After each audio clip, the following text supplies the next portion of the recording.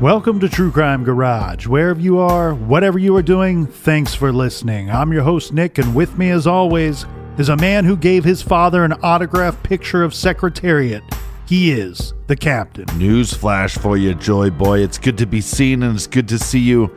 Thanks for listening. Thanks for telling a friend.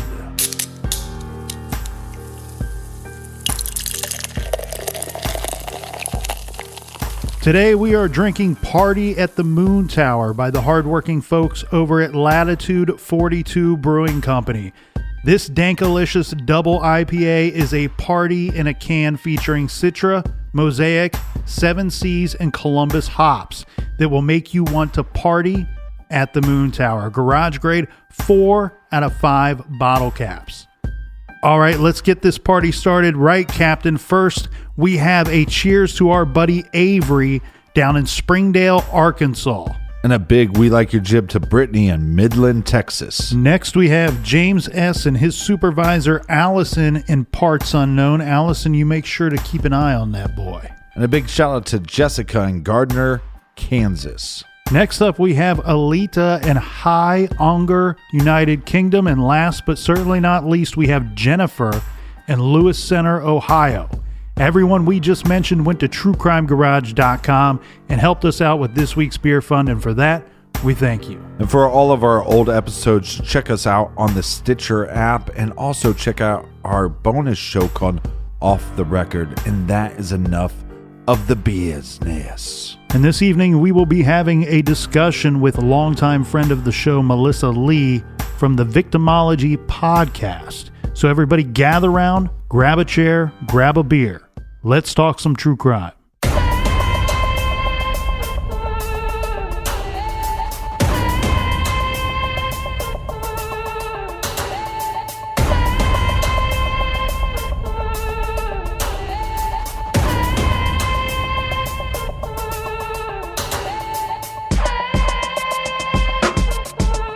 Hello, Melissa. Thank you for joining us in the garage this week. How are you doing? Hey, it's great to be here. Thanks for having me. So you and I have had so many off-the-record conversations about the Delphi case. And yes, it's gotten national attention, but it's something that is really always on my mind. And I know you're always thinking about it too. And both of us have a lot of thoughts and opinions, which is just a natural fit because there's not a ton of information out there.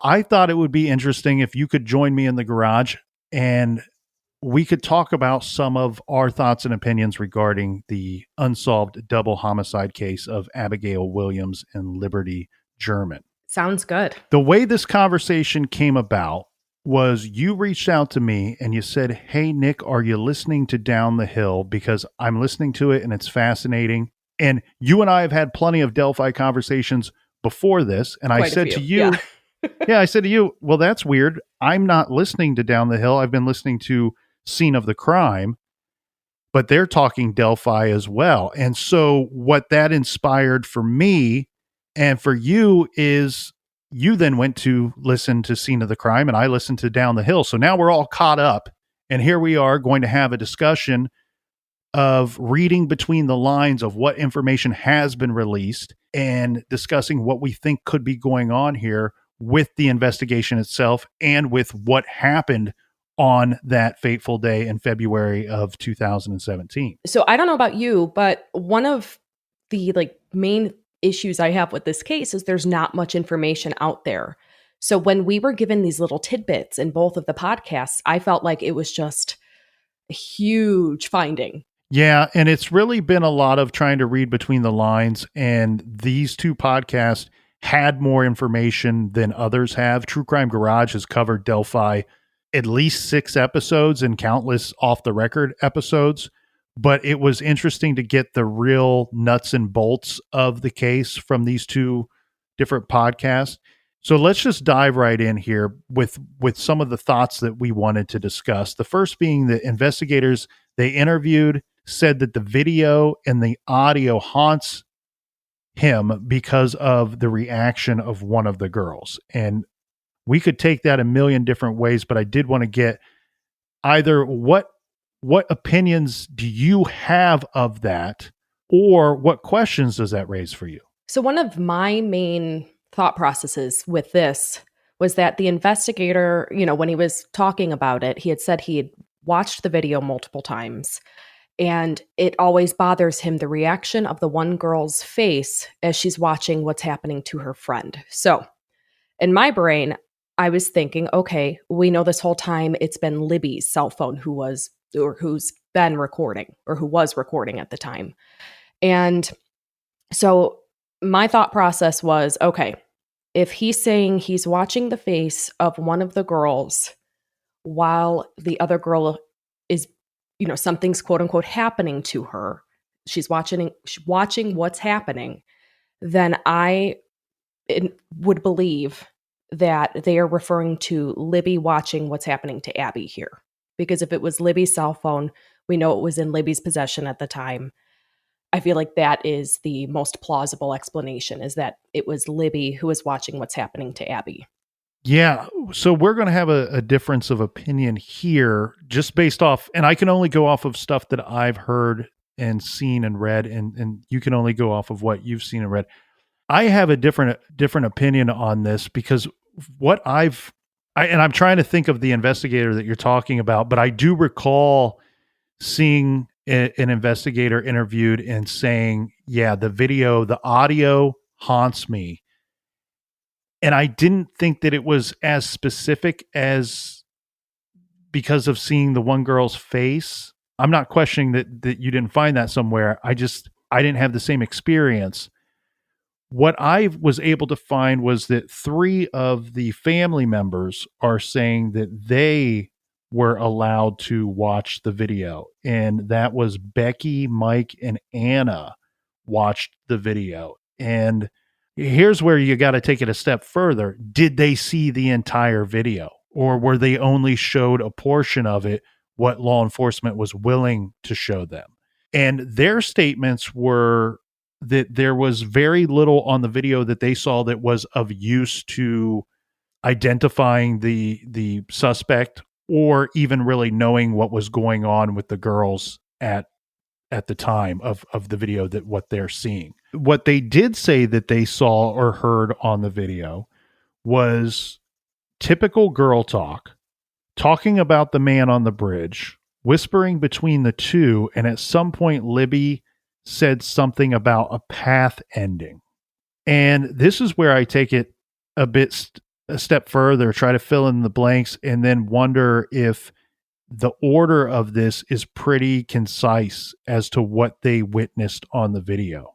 Because you can almost see this playing out in your mind where we have typical girl talk. Maybe the video actually started before they witnessed the man on the bridge. Then all of a sudden, hey, there's somebody on the bridge. He's alone. Why is he walking this fast towards us? And then whispering between the two as the perpetrator gets closer and as their fear heightens. And then at some point, we have this situation of Libby says something about the path ending. And I think Anna's words were something to the effect of, well, where do we go now? The path is ending. This almost sounds to me like by this point, he's already got them. The bridge guy's already got them somewhat under his control, that he's directing them around. And that's where I wonder if, in fact, there was some video at this point. And that's what your investigator's talking about, saying one of the girl's faces at this point, her reaction to what's going on. Because you also wonder, like, if the path does run out, now not only does he have control of us, but he's taking us off the path. Doesn't it seem like the situation's getting a little dire, getting worse? Like, not only is he threatening us and controlling our movements, but he's now taking us into the woods, into a place where we really don't want to go with this guy. Well, now I've also heard rumors about either the video going out or the audio going out at some point. I don't know. Have you heard those rumors at all? I've definitely seen the rumor of the video going out, where there is additional audio that can be heard, but the phone that was capturing the video may have been concealed at some point. And that's really interesting because I feel like I'm a 50-50 split to whether the perpetrator knew of the phone at all, of the existence of the phone at all. Because one thing we do know is that the phone was found somewhere near the crime scene. They don't tell us exactly where it was found, but we do know that it was in fact found. So that leads me to believe one of two things occurred for the bridge guy. Either he never detected Libby's cell phone, she was able to conceal it and he never came across it. Or two, he may have tried to destroy it but was unsuccessful, or thought he had successfully destroyed it, smashed the phone and then left, but the technology was still inside the phone and able to show us this video and give us this audio. One thing I do question though is if he did detect the phone, if he did find the phone, it's interesting to me the sophistication that goes into the thought of to not take it with him. Especially if he may have thought that there was something incriminating on the phone. It shows that he has some general understanding of that type of technology, meaning had he taken her phone with him, they may have been able to track him in some form using her phone. I know that the Find My Phone app was not working on Libby's phone at the time.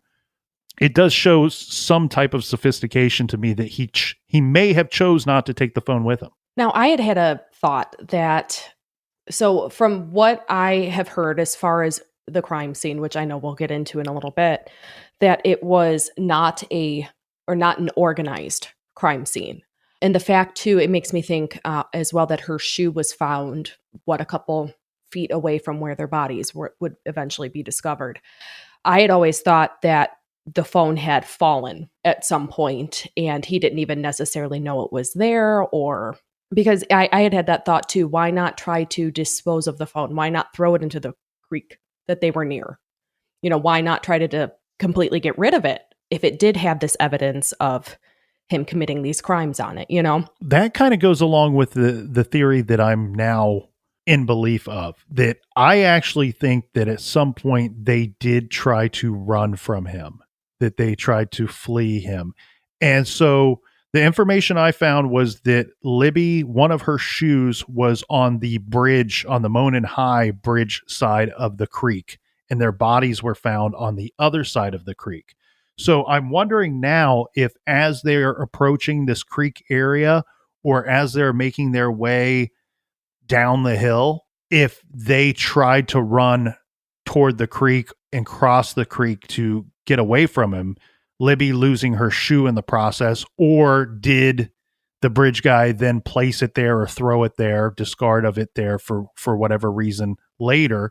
But then that's interesting what you just brought up. It could be just as simple as Libby dropped the phone to either abandon it to be able to run away faster, or dropped it on accident, or dropped it to conceal it so he wouldn't know that she filmed him. I do think there's more on the video and audio than police are revealing, partially also because we didn't even know it was a video until last year. Like, they didn't release that until 2019, April, literally a year ago. Yeah, so a couple things that I believe, and again, this is just my opinion. In regards to the video and the audio, I do think that there is more that was recorded. There was more that was recorded. I think that probably what we have here is... whatever else they have in addition to what they've released is of no benefit to the public, to the victims, or to the investigation. Meaning, I don't think that we have much more of the offender, of the bridge guy. I think there's no reason for me to believe that we are not seeing the best image that they have of bridge guy. What would be the benefit to their investigation to withhold a better image of him from the public when you've clearly told us time and time again for 3 years that you need the public's assistance? So that just doesn't ring true to me that there would be additional better images of the bridge guy. I think that there's probably some additional images of the bridge guy, but the one that we're seeing is the best one that they are able to provide to us. And then in regards to the audio, I think that there's definitely more audio. One thing that Anna did say was, gave us a brief description of the audio she could make out. Again, we don't know that law enforcement showed the family everything that they had. We just don't know that. The family seems to think that they saw everything that law enforcement had, but we just don't know. In regards to the audio, the statements I saw from the family was that there was much more audio than there was video. So that goes back to the idea that the phone was concealed or dropped at some point, and from filming more video. But then on top of that, if you have additional audio, I think that what you probably have is a lot of talk between the two victims, which doesn't help the public identify the bridge guy. So there's no need to release any of that. And then on top of that, if you do have additional audio from the bridge guy, it may be to a point where he is initiating certain threats that may be even detailed threats. And we know that they've withheld a bunch of information, the cause of death. They've withheld if they were sexually assaulted, how he gained control of them. There could be details inside those threats that would be bad for the investigation because they're withholding that other information. Right. And just to bounce off of that, so the audio that the police did eventually release, where it says "guys down the hill," I've actually seen quite a few people like try to analyze that audio, and I think I actually sent you a copy of it as well, that someone tried to clear it up. So it's very apparent while looking at this from a sound point of view, like looking at it underneath audio editing equipment, you can see a definite cut in the two sections. My guess is there's more of the offender in the audio. And I agree as well that it's probably something that should not be shared with the public, at least right now, as far as what happened with the crime, whether or not he described what he did to the girls or went into great detail or, something. But I do think, I just, my gut's telling me there's more on the audio and video than what they're sharing ultimately. So some information real quick that I have here in my notes. Sorry, I'm going through my notes as we go through this. Libby's cell phone they did a factory reset 10 days before the murder. This was because the phone was all boogered up with a whole bunch of unnecessary data and probably games and things like that. That's why they were not able to use the Find My Phone app, because a lot of the apps that were on her phone had not been loaded back onto the phone after this factory reset, because that's what her grandmother, Becky, would have used to track her down. Right. So then take that a step further. What we have here is the phone was recovered at the scene. We don't know where exactly, but it's stated as found close to the scene.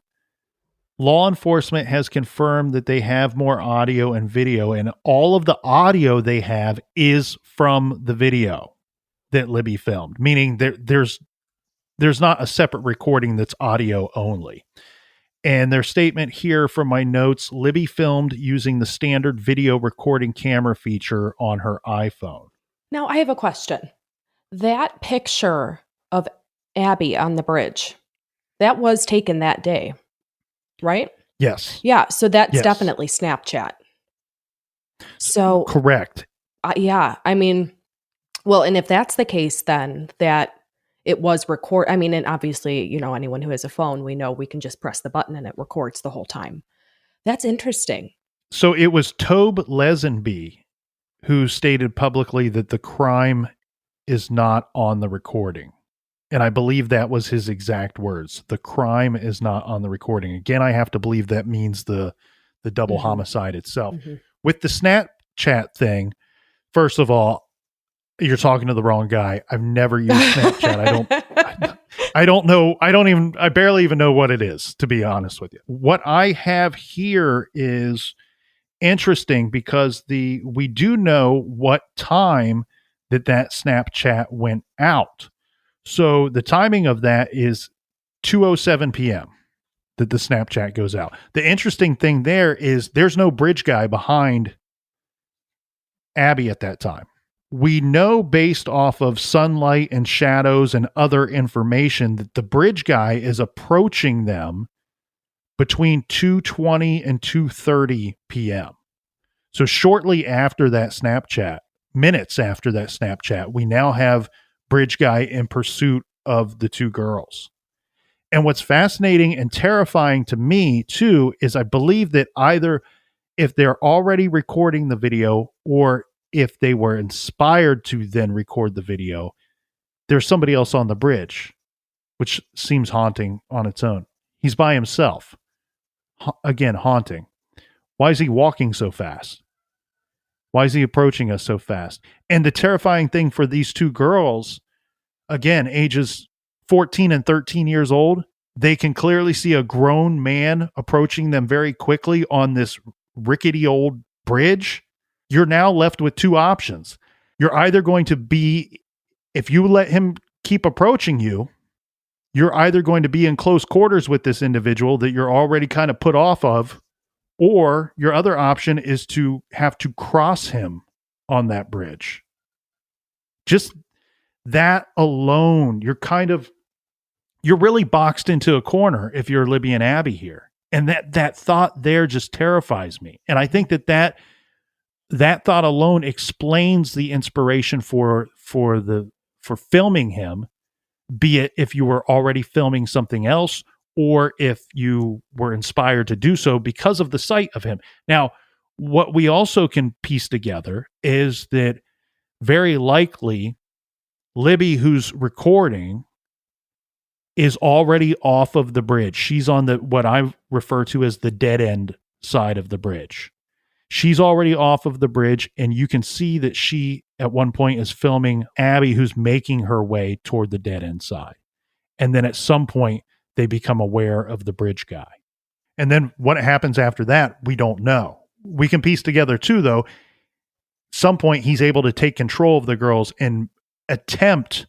I believe he was successful moving them, directing them where he wanted them to go for a portion of time. That he was successful with that. I think at some point it may have got away from him. So something I'm thinking, I don't remember off the top of my head which podcast it was that mentioned this, but they had made a comment that it was common for Abby to take pictures of random people out in the public, secretively, of course, and like send it to people and like, oh, that's your boyfriend. Joking around, right, yeah. Which is a total teenage girl thing to do, speaking as once being a teenage girl. So it almost makes me wonder if that's what the ultimate cause of the videoing was. And we know that the video is, that Snapchat thing is from that day, one, because it was posted that day, but on top of that, Abby, that was her first time crossing the bridge, to my knowledge. From everything I've heard, that was the first time she crossed the bridge. So it's almost like we have her best friend memorializing that event with that Snapchat post. And then we have, okay, whole different reason, whole different action. Now we got Bridge Guy. We got video of Bridge Guy, which we know was recorded using the standard video recording camera feature on her iPhone. The other interesting thing too, we talked about the timing of everything, that the Bridge Guy was on the bridge between 2:20 and 2:30 roughly. The spot where he is recorded is stated by, and I can't recall, I'm going off of memory here, if he's the former prosecutor or current prosecutor. I'm guessing he's the former, Robert Ives. He says the image of the Bridge Guy that we have seen publicly was recorded at a great distance.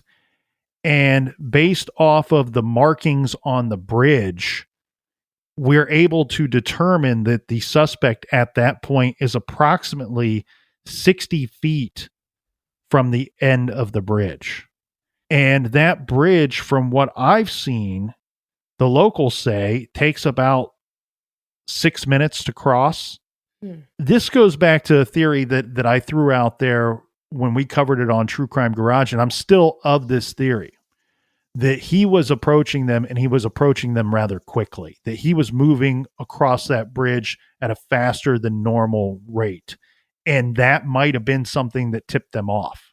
Why would he go that fast? That it almost feels like to me that the two knew or we're suspicious of his movements, believing at some point he's either going to approach us or he might be after us.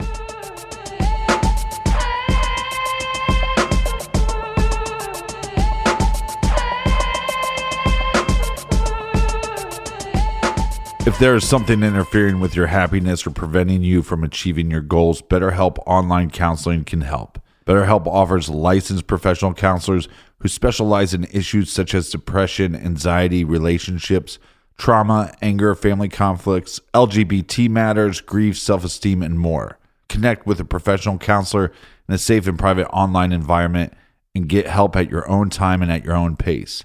Anything you share is completely confidential. It's so convenient you can schedule a secure video or phone session, as well as chat and text with your therapist. Best of all, it's a truly affordable option.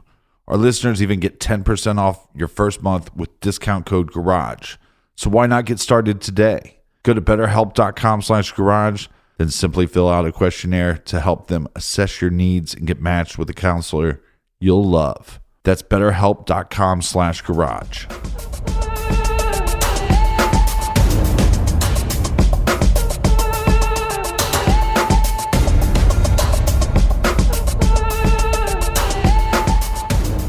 Mentioning Robert Ives, he is the one that said that several things about the crime scene were odd. And I found this interesting, and I do know a little bit of the production between the two podcasts. Scene of the Crime was the production was completed on that before Down the Hill was completed. They both came out roughly about the same time. But what I found interesting was the contrast between the two within that of Robert Ives' statements, where on Scene of the Crime, he says there were several things about the crime scene that were odd. And it's almost like loose lips sink ships. Once the toothpaste is out of the tube, you can't put it back in, but he tries to walk it back a little bit. Like, you know, there are always odd things about a murder scene.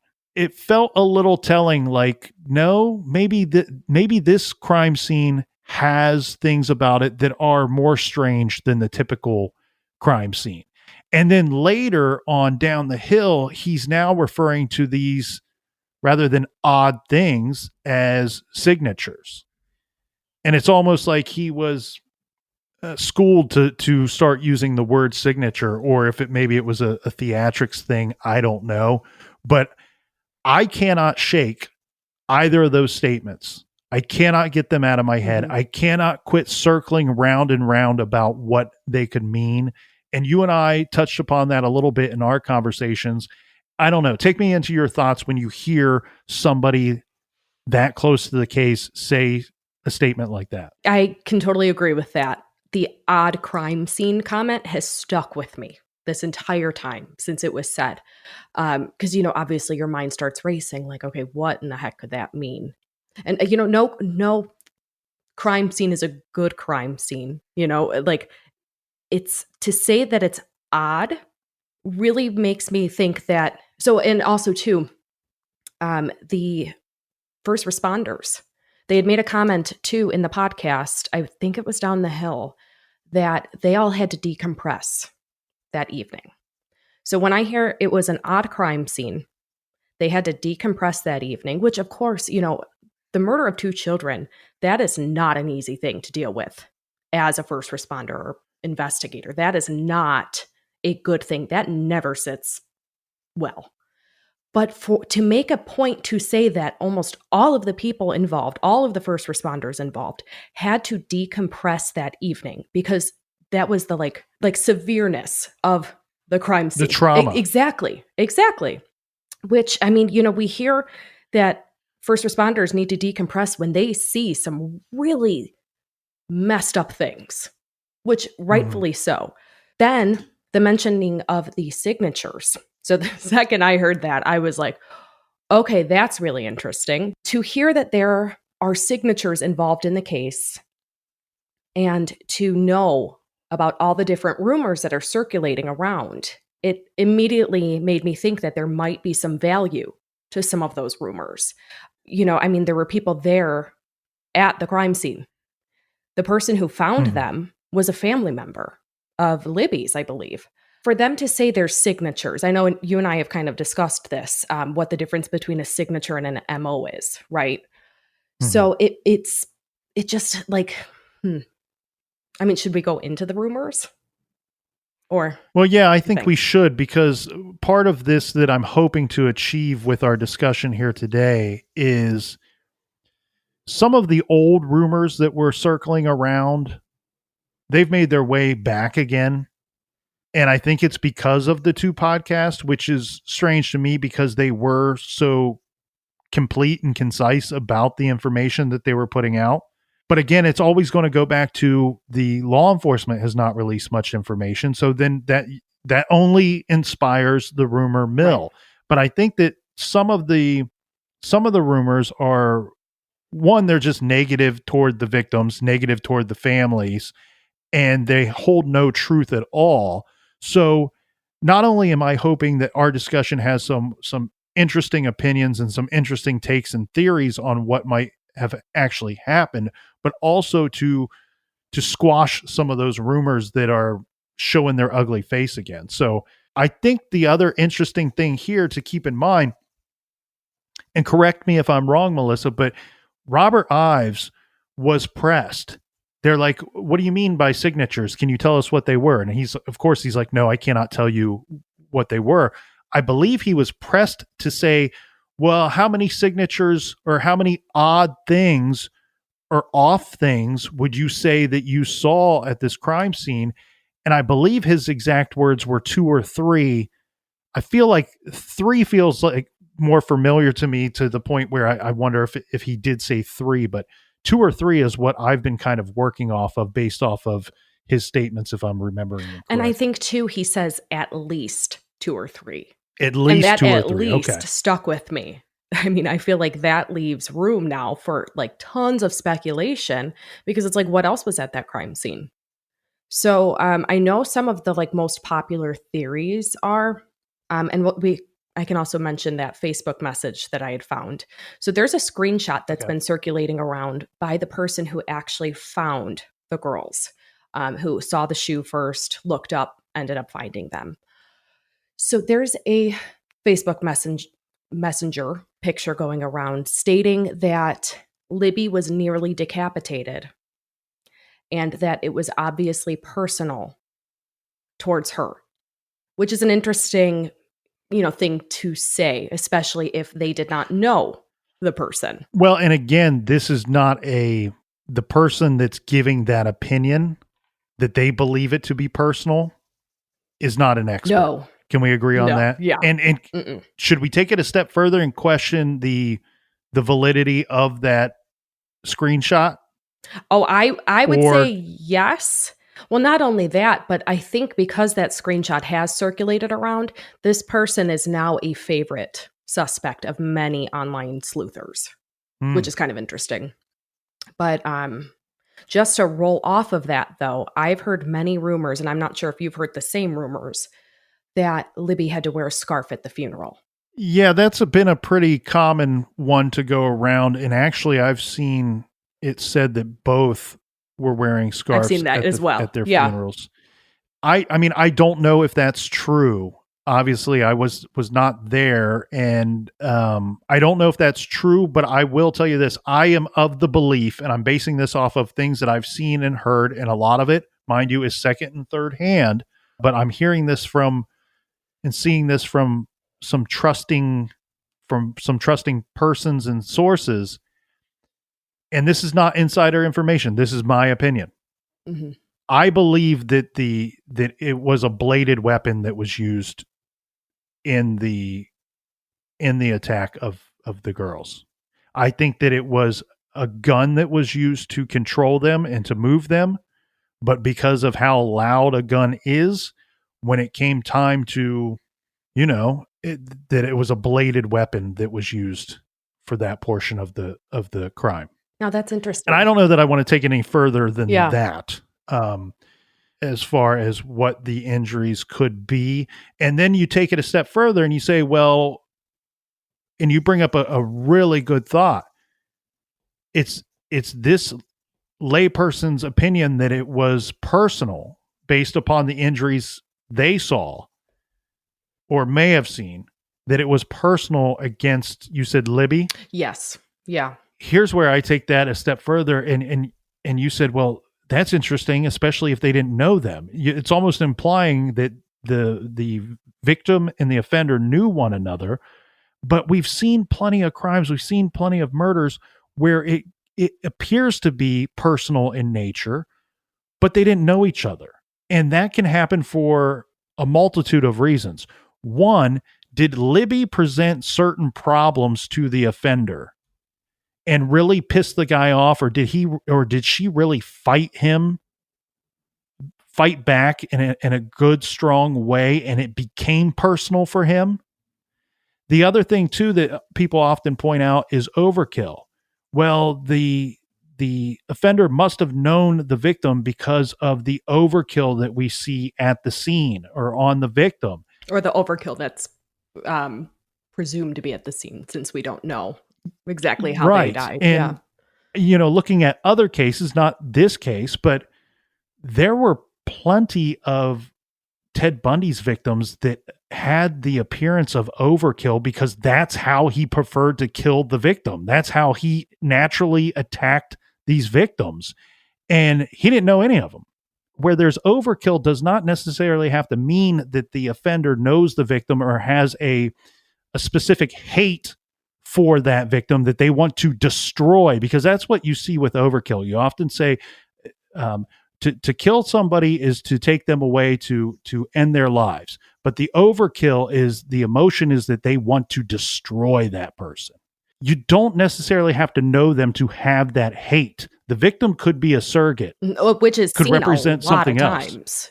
It's seen a lot. It could, and it's with some of these killers, serial killers in particular, some of them, it's just a general hatred for women in general. And that all that means is that for overkill to be present is that the victim is a woman.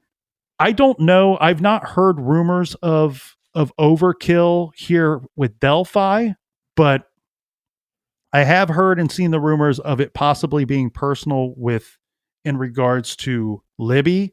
I think that means something that doesn't necessarily mean that the perpetrator knew either one of the victims. I think this was a stranger abduction and attack, and I think that's part of the reason why the investigation has been so difficult. And I think that it may have become personal for the killer. So this is something I've gone back and forth on a lot. Let me ask your opinion. Do you think that the girls were killed at the scene? We have a vague statement from law enforcement that would lead me to believe that. Their statement is they were killed where they were found. And people have taken that, you can take that a million different ways, where they taken off someplace else and then returned to the general area and killed there.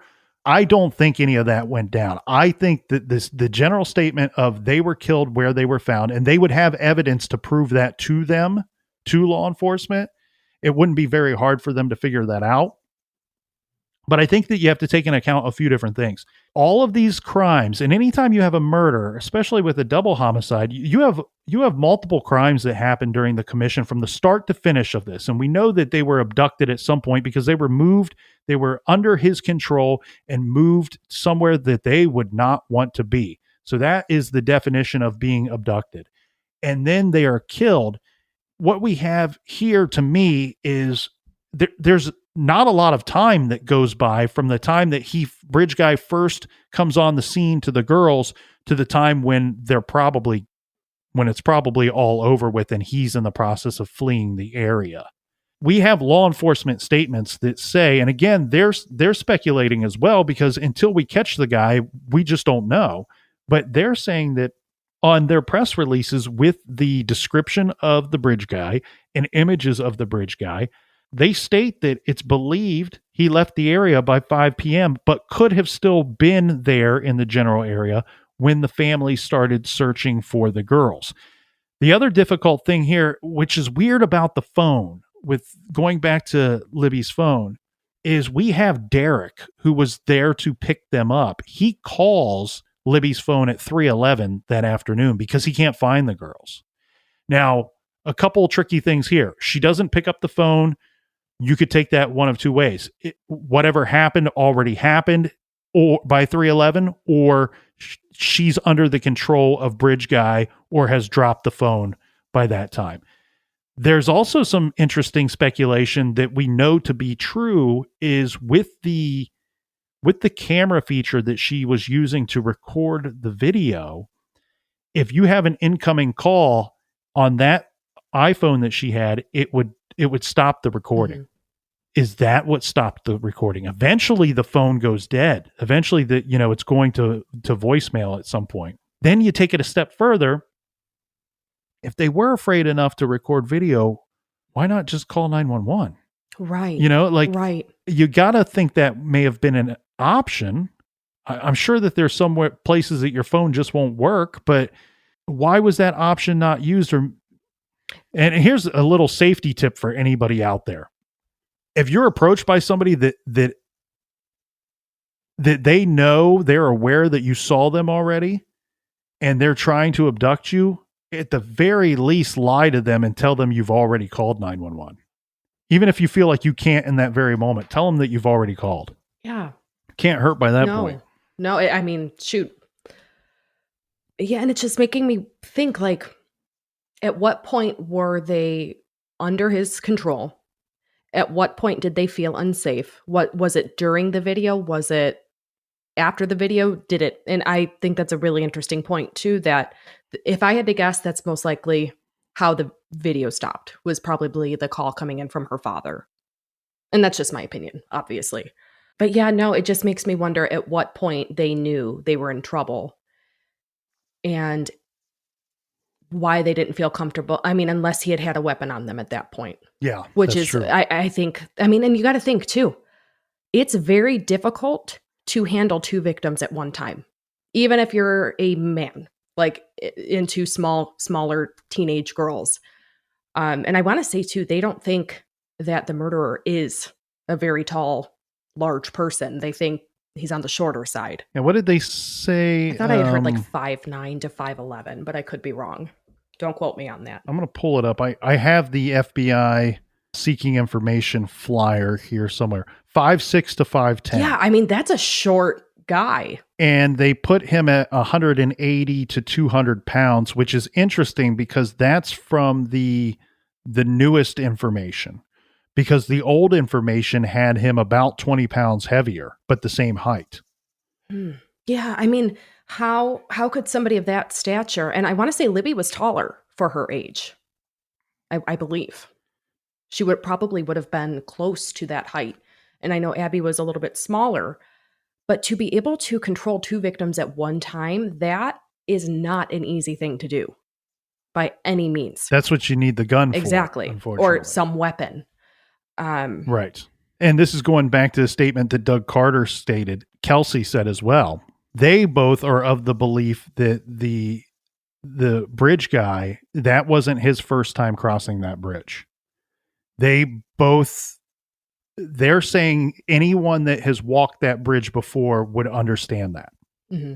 And I've never walked the bridge, so I don't know, right. But I'm going to believe them with that statement, which is interesting, meaning he's either from the area or currently lives in the general area, or at least has been to that location a time or two before. Where I take it a step further is if a map of the general area is so key for anybody that's trying to look into this case and do a little bit of their own web sleuthing, a little bit of their own armchair detective work here. Because if you look at the way that whole situation is laid out, if he's familiar with the area, this is where you got to put yourself in the mind of the killer, of the perpetrator. He chose that area. He didn't just end up there by accident that day. He chose that area. And if we're to believe that he used a gun to control them, if he brought weapons with him to the scene, there's every indication that he went there and he's using this as some type of hunting ground. Now, he is using that bridge as a strategy. he knows that once somebody gets more than halfway across that bridge, that either he can go to the other side of the bridge and pin them down, or they at the very least have to pass him on that bridge as they're coming back trying to get to the opposite side. I think he was looking for a certain type of victim, and I think he was looking for them to put themselves in a state of vulnerability, and the bridge is what caused them to be vulnerable. If he's up on a bridge with them, right? A bridge is not stable. Like, and if you look at pictures of this bridge, it is an old bridge. Yeah. So, I mean, you got to think, I mean, if all it would take is one of them to push him off. And it's like, even if you have a weapon on them, it's still a very risky area to try to take control of two teenage girls. In part, I think not only is he chasing after them, but I think that's why I believe him to be moving so quickly across the bridge. And there's a lot of other people that share that opinion, is that he wants to catch them at that state of being vulnerable. And that area for him is getting them on the dead end side of the bridge. And I think that as fast as they saw him moving is what inspired the fear that sent up the red flags about there's something not right with this guy. Let's go back to our takes on the crime scene itself, and there being at least 2 or 3 signatures, or at least 2 or 3 things that were off or odd about the scene, according to Robert Ives. Take that for what it is, but look at the surface of what we do know and see if any of the things that we already know could apply to that statement. One thing that we do know is multiple victims at one time is a rare thing. So is Robert Ives lumping in the fact that we know that there are 2 victims as being a signature or something that was off or odd? And now are we down to just 2 things that we have to try to decipher what was off or odd? And, you know, I've heard theories that a lot of people believe this was the first time this suspect or perpetrator had killed somebody. I'm not sure how people have drawn that conclusion, being we know so little about the crime itself. If it were his first time offending, to initially take on 2 victims at once, and like how you had said, it's rare, and it's not a common thing. And it makes me think that somebody who is just, you know, starting to kill would not necessarily go straight away for 2 teenagers. Yeah, it seems like a more difficult situation. Anytime you increase your level of risk, you're increasing your level of risk of getting caught. And these guys that fantasize about violence, that fantasize about abduction or killing, they want to be successful in what it is that they set out to do. So they do not want to increase the risk of getting caught, number one, but they also don't want to increase the risk of not being successful in living out their fantasy, their violent fantasy. The thing that gets difficult there is you have to, because we don't know who Bridge Guy is, we do not know what his fantasy was, what his intention was, what his plan was. Is there a chance that he was unaware until it was too late that he was approaching 2 people instead of just 1? I think that's on the slimmer side of possibilities. I think it's very likely that he knew he was approaching 2, because I keep going back to that. He's looking for not only a certain type of victim, but a victim that puts themselves in a certain spot in that state of being vulnerable. I don't think that 2 victims was a signature, but I think there's a purpose for it. I think there's a reason behind it, why he chose 2 rather than 1. Or maybe the number's not so much important, but the people that he saw, the targets that he saw, I think there's reasoning behind that. Like maybe he set his eyes on one of the girls and the other one was collateral damage. That's always a thought process. That's a strong possibility. Yeah. The other strong possibility is, were these the first 2 targets that he saw that didn't contain a male? Or was this the smallest group of people that he saw?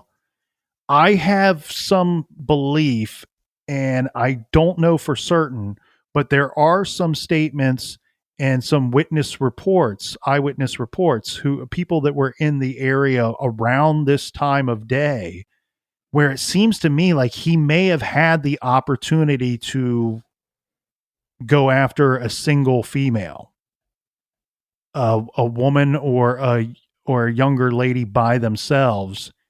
Now, we don't know that, we can't say for certain that he actually saw that target and decided to pass on it, but there seems to be enough evidence out there to me that that is a possibility, that he didn't choose that target for some reason. So then that makes me go back to, well, maybe it's either this type of victim, the number of targets that was important enough for him to move in and act. Because one thing we do know is we don't have anybody coming forward saying, oh, I was attacked or approached by some weird guy on this day around this time. That didn't happen. So it almost appears like whoever he first set out to go after, he actually went after them. There's also zero. This is the one rumor that I would love to squash right here. There is zero evidence or zero reason to believe, we cannot say for certain, but there's zero evidence to suggest that he went there targeting one or both of these girls specifically, that he knew that they would be there and he went there for the purpose of going after one or both of them. So we can state that for several reasons. One, it was kind of a last minute trip that they went out there.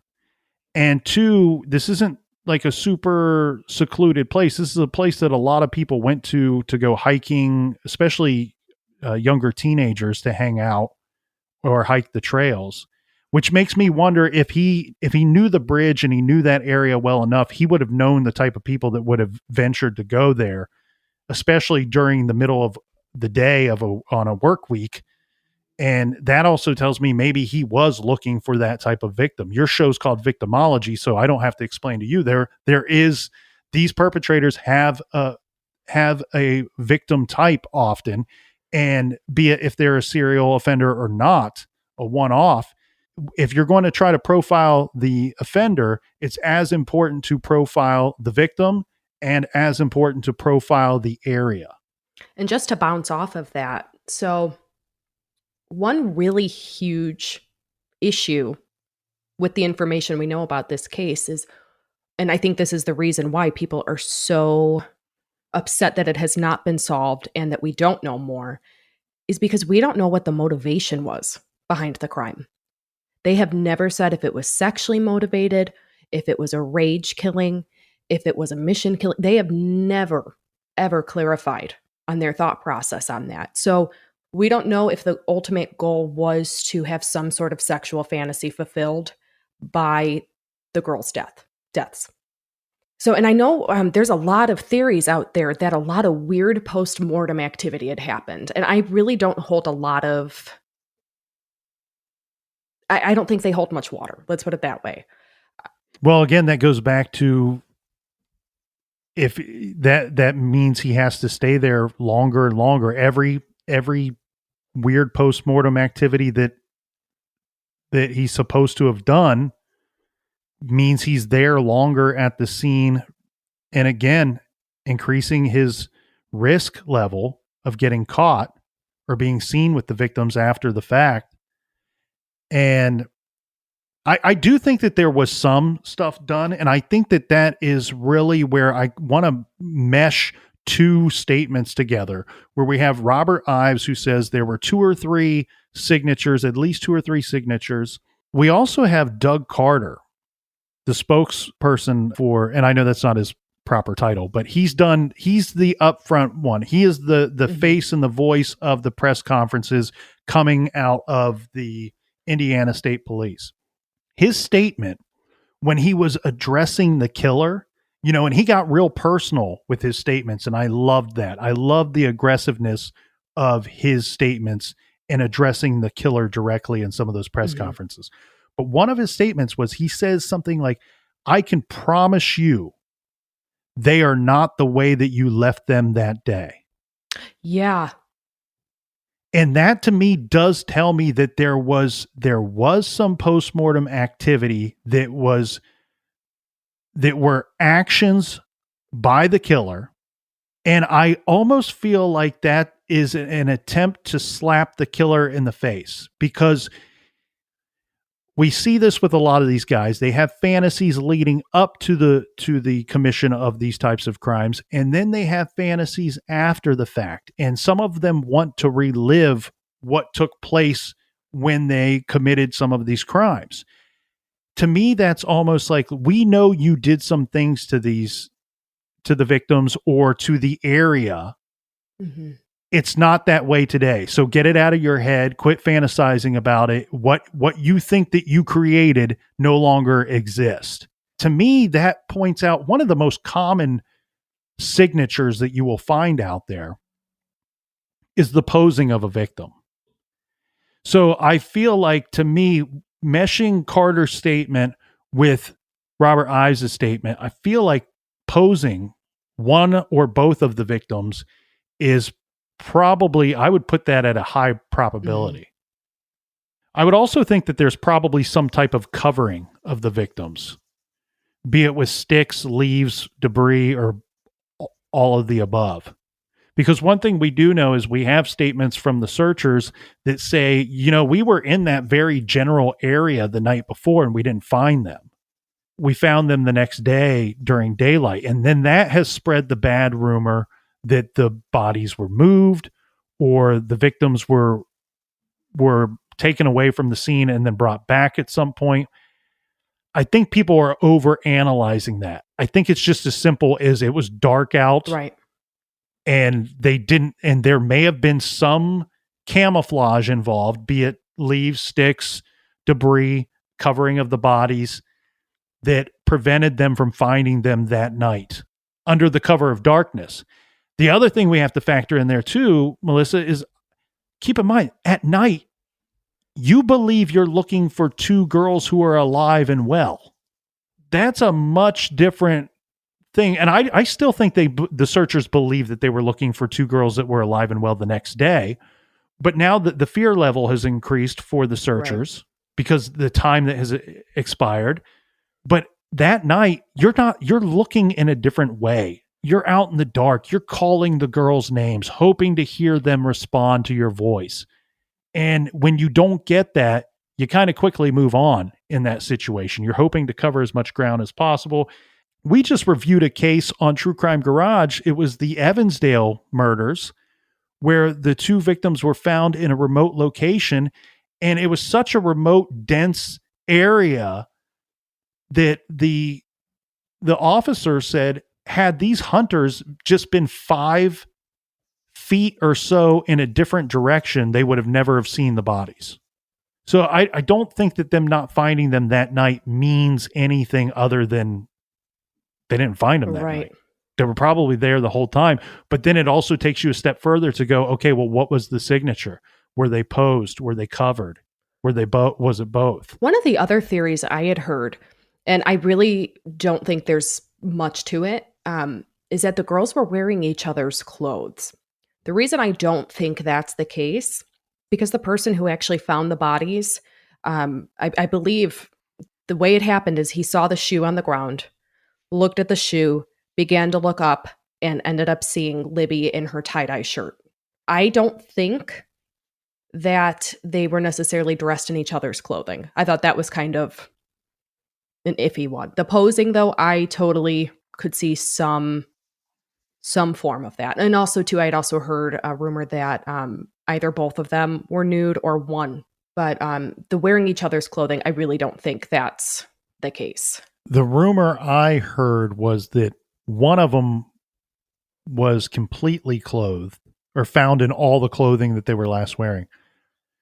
And that one of them might have been somewhat undressed, but not completely nude. And again, that's just the rumor I heard. Right. I think this whole thing with them being in each other's clothing is probably a rumor that just started at the very local level and grew legs for some reason. It doesn't seem like a likely scenario, because you're going to have to, if you're the perpetrator, you're going to have them carry out that act for you, or you're going to have to strip them and redress them. It's like a whole lot of extra unnecessary things going on. And there's a very simple explanation to what happened and why. The issue being for us on the outside trying to look in, one, we don't have much information to work off of, but two, we also don't know, as you pointed out, the MO or the intentions of the perpetrator. It's hard to profile him and profile his actions and what he did or may have done that day because we don't know what the intent was. I keep seeing a scene where his intentions were to do something different and it went sideways at some point, and then he attacked and killed the girls either out of necessity or out of anger.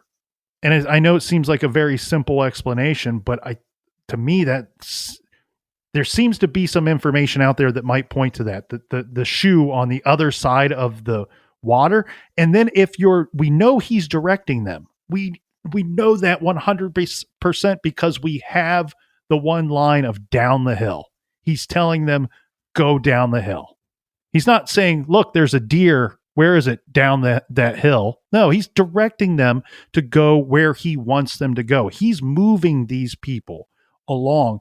And why is he moving them? Where is he taking them? What is his intention with that? And then I take it a step further.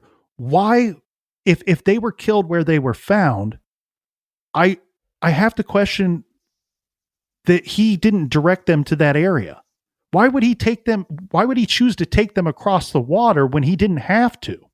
Yeah, and he could have taken them on dry land elsewhere. Yeah. The water seems like an added risk level 1, 2, and just kind of a dumb move.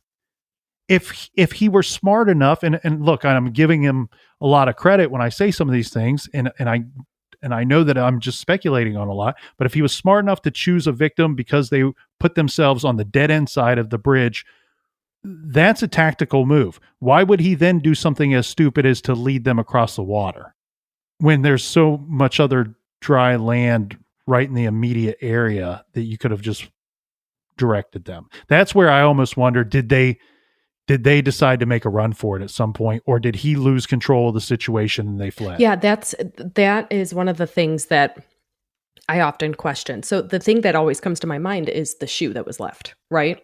Did that fall off while she was fleeing and running? Or did that come off because the perp was dragging her? Or she's trying to run full speed across the water. Right. I mean, we've all done that, and your shoes immediately become soaked and super heavy, and you can easily slip out of one of the shoes. In regards to the clothing thing, we do have statements from law enforcement that there was some clothing that was found under or near the bridge. So this would be kind of downstream from where the bodies were found. The issue being is we don't have confirmation that it belonged to the victims or that it has anything to do with the crime at all. And then you have to wonder, if it did belong to the victims, did the killer place them there for whatever reason, or to like mislead them? Yeah. My question is, depending on the type of crime committed, I mean, if a knife were involved, right, there would be blood. Mm-hmm. This person would most likely have blood all over themselves and would draw attention to themselves trying to leave the area. Yes. So, I mean, unless those clothes underneath belonged to the killer, like he had stashed something somewhere, or, he knew he was going to commit a crime that day and tried to plan to the best of his ability, or he left some of his items behind that were covered in blood. That's interesting too, because one of the statements is that there was so much evidence left at the scene. So you have to wonder, do they believe or do they know that he left some of his belongings there? And he does appear to be overdressed when he's on the bridge. And one thing that I've come across many times with people that do, like that try to sneak into a home and steal things, or break into a home and steal things, that they will often, if they're people that are experienced at doing this, they will often wear multiple shirts and maybe even multiple head coverings, or at least one, because they know that if anybody sees them, if somebody spots them either in the house or fleeing the scene, oh, we got a male, black shirt, jeans. Well, if he sheds, if in the process of fleeing the area, if he sheds his black shirt, now he's wearing, instead of a black sweatshirt, he's wearing a white t-shirt. You might overlook him when you see him again. Mm-hmm. And so you have to wonder, is he wearing extra clothing to protect his person, or because he plans on leaving some of it at the scene if it does in fact get bloody? So when you said so much evidence at the scene, it made me think. So a lot of times with criminals, they're obviously categorized as organized or disorganized. When they leave evidence at a scene, that is indicative of a disorganized criminal. But if he were to have planned to leave evidence at the scene, it completely switches the MO on its head to where the perp is now an organized criminal, which is really kind of interesting. And it's like, if we knew more, we could probably figure it out. But unfortunately, or at least share what the police know. With the way that I think this attack went down, I think we're dealing with, and you can't have a mixed offender as well that shows signs of both organized and disorganized. But I feel, to me, like with the planning that I believe was in play here, I believe we're dealing with an organized individual. Now, did things go sideways on him and his plan got thrown out the window completely and it just got out of control? That's a possibility. I also wonder, though, too, with the vague word of evidence, that doesn't have to necessarily mean that it's evidence against the perpetrator. It may just be evidence that there are things at the crime scene that tell them more exactly what happened and how things went down. And it doesn't really point to who committed it. It's just they can connect the dots and know kind of the general timeline and what took place when. But then on top of that, you also have to wonder, this being out in the open in a public place, does some of that evidence, quote unquote evidence, some of the stuff that you're collecting at the scene, is it just debris, just things that have been left by other people at other times, and it has nothing to do with the case at all? You and I talked a lot about Amy Mahalovich's I was just going to case. say that. Yep. Yeah, they found her off the side of the road. They collected every piece of debris that they could find up and down that stretch of road, and we have to believe very little of it actually had to do with the crime at all. When they say evidence, you also wonder, does that just mean we found all this stuff and we have to go through it piece by piece and try to determine if it means anything or not? And that area too that they were found is technically the property of somebody who lives farther towards, like, it's like the back end of somebody's property is where they were found, right? Ron Logan. Yes, thank you. Which is interesting in itself, because they are approached. We know they are approached on these scenic trails, on these, public land, let's say, and then later found on this private land. But yeah, they butt up to one another. But I found that interesting too. And that's a question that comes up often too, where people go, well, why didn't they scream? And I mean, I look at the location of where they were found eventually and where they were abducted, and I go, well, they may have, and nobody heard them. Or the screams were so far off in the distance that the people that heard them didn't know they were hearing screams. Right. If you want to go like super down into the weeds with me real quick on what I think happened here, I think a big problem with this case is that whatever he planned on doing, it didn't work out. That's not what took place. I think he was able to take control and have control for a certain amount of time. And going back to the theory of why take them across the water when there was so much other dry land that you could traverse with your victims as you are directing them where to go. Part of the whole thing about blood on his person, did he plan for that? I think he did plan for that, but I think his plan for that was that he was going to be leaving the area in a location where he didn't think he was going to be seen. So that might have just been good enough for him to not have to put other things into play there to avoid that being spotted covered in blood. One thing that's weird is we have statements from local law enforcement that said that they subpoenaed cell phone records within a 5-mile radius of that day within the time of question. So anyone whose cell phone pinged in that location was contacted and questioned by police. That's their words, contacted and questioned by police.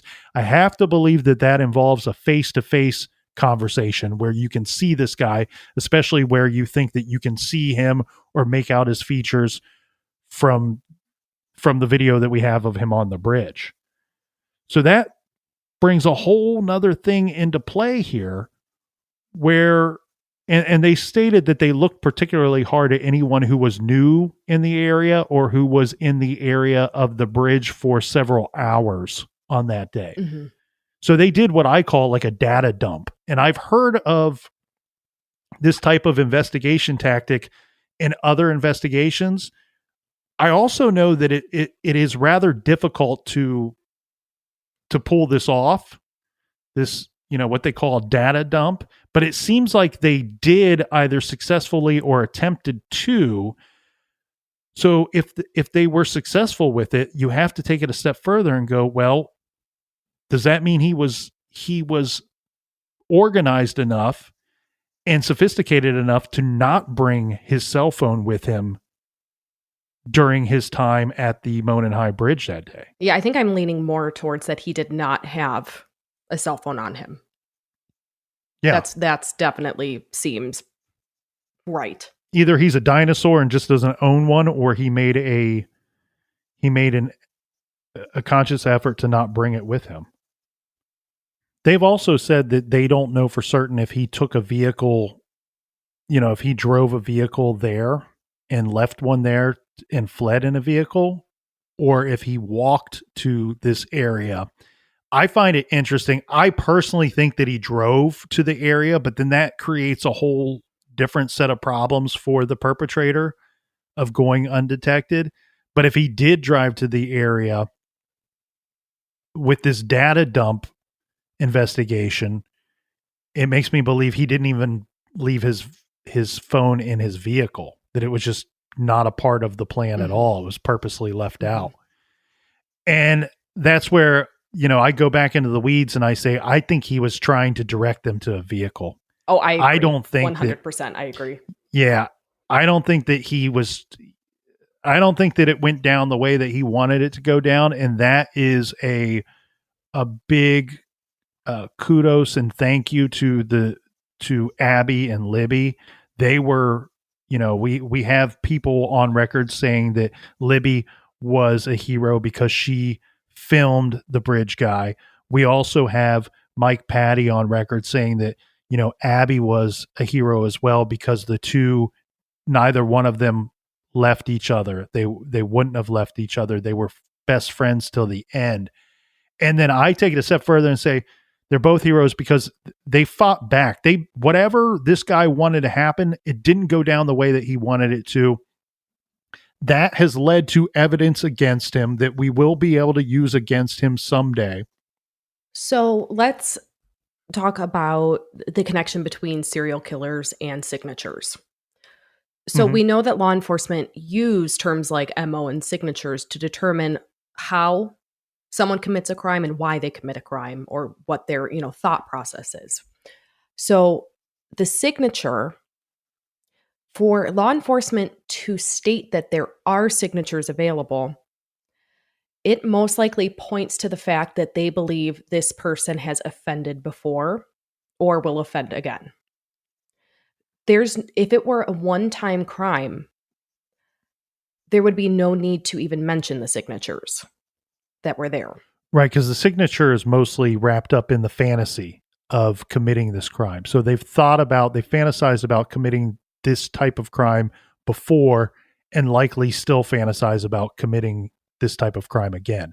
And the signature is required by the fantasy and not necessarily required by the commission of the crime itself. Right. And if it did not go his way, it's very possible that the two girls were killed out of rage because they did not follow his commands. And he ended up still performing some type of signature that could eventually be connected to his other crimes or future crimes. So I think that's very telling by them stating there are signatures that they've noticed in the crime. And I had written down as well, they use the term red flags as well. So I just really, in my gut, and I've actually consulted a couple different professionals in the field, and I asked them, why would law enforcement state that there are signatures in a crime if they think it's a one-time offender? And the answer is they don't. They do not think it's a one-time offender. So, Makes sense. take everything with a grain of salt, but I think by saying just this little statement, they're saying a whole lot with it.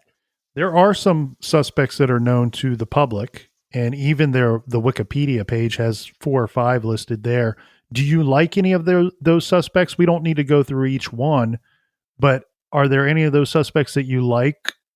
And if so, why? And if you don't like any of them, what are your thoughts or suspicions on who this guy could be? Just looking at the crime itself, I've always thought it's some type of a truck driver, some type of a delivery driver, something like that, to where there could have been a vehicle stashed somewhere and it would not have raised red flags in the area.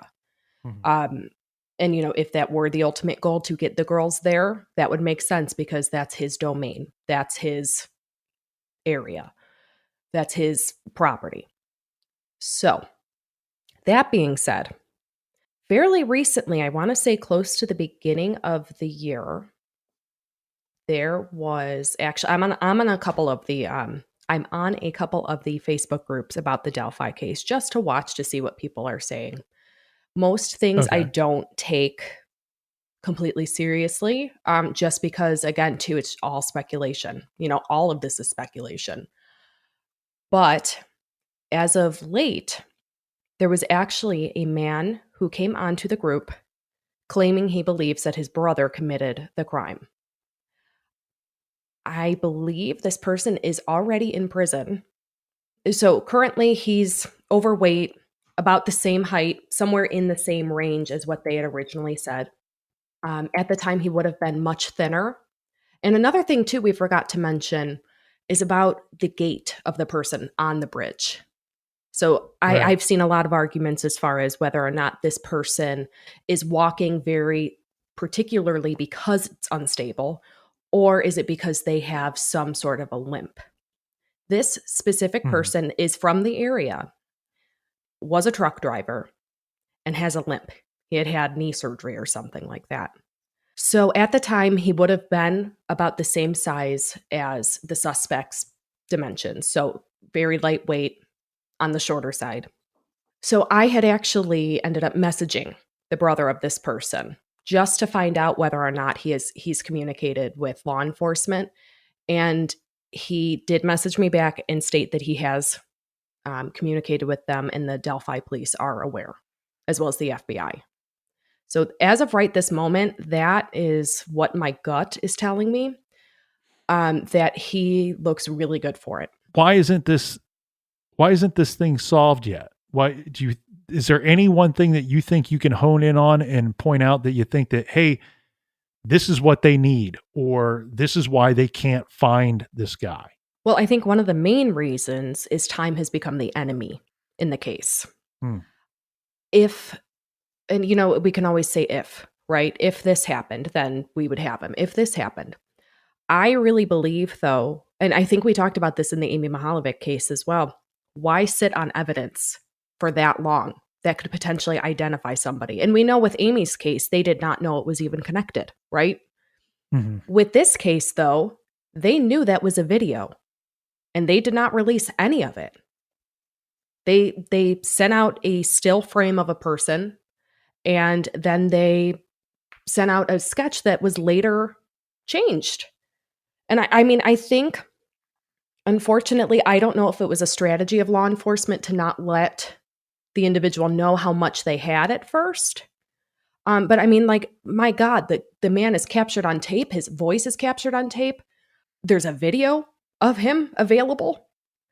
Like what else is it going to take to be able to find this person? I mean, I really do think that whoever did commit this, somebody knows it was them.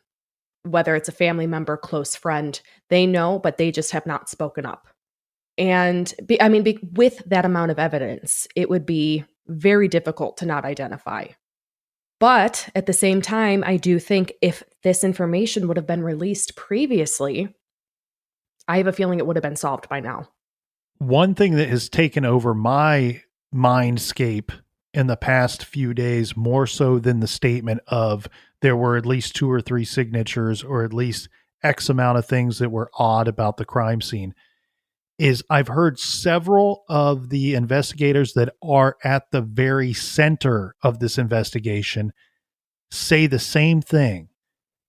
And this is in regards to them talking about the crime scene and potential evidence as well, stating that we all thought this would be solved very quickly. We all thought it would just be a day, maybe a couple of days. It makes me wonder what happened that prevented that from being the case. These are seasoned investigators. This is not their first rodeo, and they're all sharing that same opinion from different agencies. What changed in the investigation that prevented that from happening? Or you wonder, did they think that they had something that they did not? Did they think that they had something of evidentiary value that turned out to not be of any value at all? Mm-hmm. Like they focused too much on one or two things that they should have been looking at the bigger grand scheme. No, not that they mishandled it Mm-hmm. or went about it the wrong way. Just they thought they had something that it didn't turn out to be what it appeared to be on the surface at the crime scene or in relation to the case. Yeah. But to have different individuals from different agencies all say that same statement. And then later we have Doug Carter saying, well, we think we were onto something early on in our investigation. And that he has that statement right around the time where they're changing directions. They're taking the investigation in a new direction. Mm-hmm. When we get the new sketch. I think the reason why this thing might not be solved, I think Bridge Guy has a helper. And that doesn't necessarily, I think there's something helping him and it's working against the investigation. I think there's an added step. There's something extra that law enforcement are up against here that they may not even be aware that they're up against. And what I mean by that is a helper I don't even know that it has to be a person. It could be some form of technology. It could be a person. And again, the person themselves doesn't necessarily have to be a full-on 100% accomplice. It could be somebody that just aided in some manner to this individual and may not even know that they've helped Bridge Guy. Mm-hmm. Right. And what any of this could be a false alibi. You could get that with some kind of technology or a person. Maybe the person does know what you've done, but you have a false alibi that looks and it passes the smell test to investigators to where you are not on a certain list now because you have this alibi, but in fact, it's not a truthful one at all. You could also come up with a false alibi based off of technology. And I don't know exactly how or what, I don't have an idea of what that would be, but if you had somebody, I think the problem is a lot of people point out to you, well, you want somebody that had a type of job or lifestyle that means that they did not have to be accounted for during that time, because they've always told us in their general profile that this person may have missed an appointment or had an unexcused absence from something during or around the time of the murders. Mm-hmm. So if that has not worked on apprehending this individual, then you go, well, maybe this person did not have to be accounted for that day at that time. And that was my belief for a long time. I'm starting to wonder if this individual, maybe they spoke to them or spoke to the helper, and there's something telling them that this person could not have been in the area at the time, but they in fact very well could have. Well, and it's interesting too. At the announcement they had last year in April, do you remember the comment they made to the perpetrator who may very well be in this room, and they stopped talking? Mm-hmm. That has Mm-hmm. stuck out to me too, and I think it stuck out to a lot of people, and a lot of people noticed both of them looked in a very specific area of the room. Did you notice that? Yeah, I noticed that. I thought that the rumor I heard in regards to that was that there was somebody in the room that has not been fully cooperative with their investigation, Mm. and they might be suspicious of the individual because of that. But I've also heard from the press that was present there that day that they had a different feeling and a different sense. Yes, they were all kind of in shock when they heard that statement at first and thought, well, the killer could be in the room. But I got the feeling that none of the press that spoke about their experience that day left there thinking that police believed that the guy was actually in the room. Mm-hmm. I do think that they purposely, because remember they announced, I think they made the announcement on Thursday or Friday that they were going to have an announcement in the case on that Monday, Mm-hmm. on the following Monday. So I think they purposely did that with the intention of giving the bridge guy enough time to get there should he want to attend that press conference. Right. And what was interesting to me too is the murders took place on a Monday. Maybe they're just going off of something as simple as, well, he was available on that Monday. Is there a chance that he's still available on Mondays? Let's make the press conference on a Monday. That's an interesting thought. That's a really interesting thought. I really can't shake, and I know it seems so stupid and dumb and out of bounds right now, but I cannot shake the fact that I'm really starting to think he had some kind of helper Mm-hmm.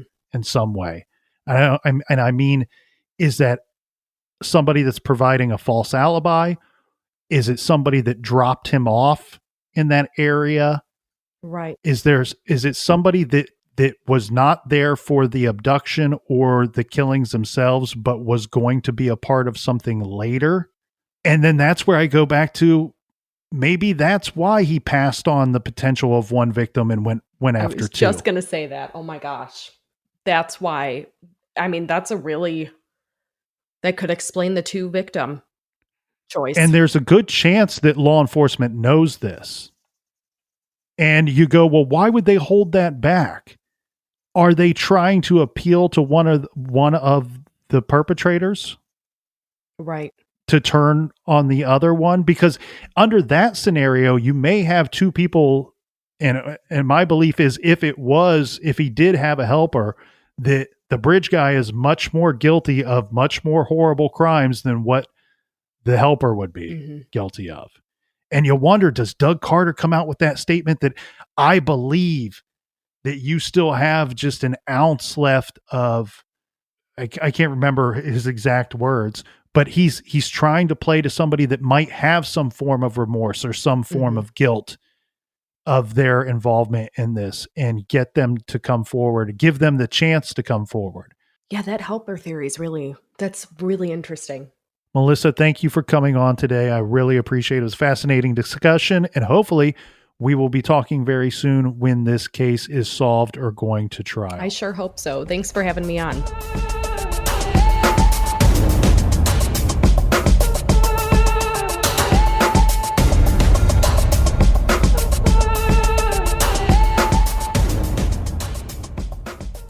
Whatever struggles you are facing, from depression and anxiety to trauma and grief, BetterHelp can connect you with a professional counselor in a safe and private online environment. It's so convenient. You can schedule a secure video or phone session, as well as chat and text with your therapist. And anything that you share is completely confidential. Best of all, it's a truly affordable option.